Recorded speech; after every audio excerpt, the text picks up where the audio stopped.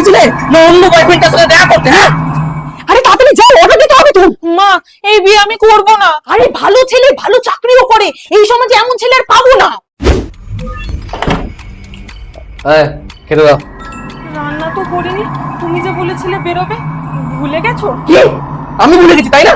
সারাদিন এত কাজকর্ম করে আসতে পরে দুটো খেতে পাবো না? তার মানে তুই সারাদিন ঘরে বসেছিলিস কাজ না করে, তাই না?